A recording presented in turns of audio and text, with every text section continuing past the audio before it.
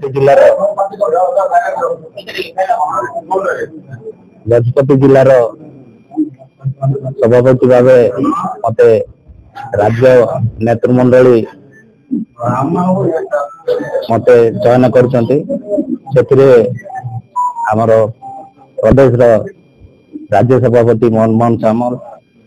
ମୁଖ୍ୟମନ୍ତ୍ରୀ ମୋହନ ଚରଣ ମାଝୀ ତଥା ସାଂସଦ ପ୍ରଦୀପ ପାଣିଗ୍ରାହୀ ଏବଂ ପୂର୍ବତନ विधायक एवं पूर्वतन जिला सभापति के नारायण राव महोदय एवं मोर प्रिय बाबुला भाईना मु सहित आगुरी भी अच्छी एवं जगन्नाथ भाई एटा होची प्रक्रिया Bharatiya Janata party election process हुए अलगा पार्टी तो ए प्रकार प्रोसेस न थाए मु कौन भी एप्लाई करी नथिली किंतु हठात फोन आसिला संगे संगे मु भुवनेश्वर पहुंचली मते खाली किछि प्रश्न पचारले तापर आपन को जीवा पई कहले तापर मु चली आसिला परे काली रात रे 11टा बजे को प्रदेश रु फोन आसिला आपन को चयन करा गला तत्सहित एबे केंद्र रे एवं राज्य रे डबल इंजिन सरकार चली किंतु दुर्भाग्यर विषय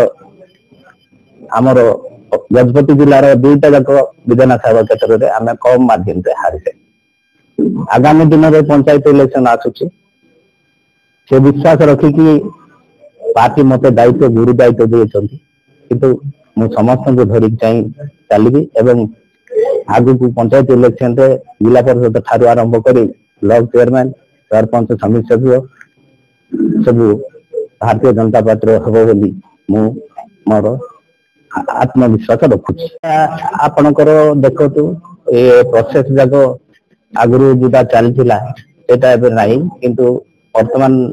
सरकार आसिला परे आपण देखुथिबे परिवर्तन छिवा होउची बुझिले तापरे जो सरकार जो माने कि सरकारी कर्मचारी थिले आस्ते आस्ते से अलगा स्थानांतर कराउची एवं नूतन भाव जी कि काम परफेक्ट एक्टिव होगी रही अणा जाउची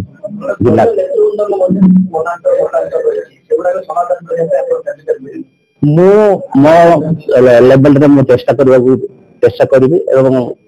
हमर जे ऊपर उपरस्थ अछंती हमर पूर्वतन विधायक महोदय अच्छा परामर्श नहीं समस्त परामर्श नहीं समाधान करने प्रचेषा करी।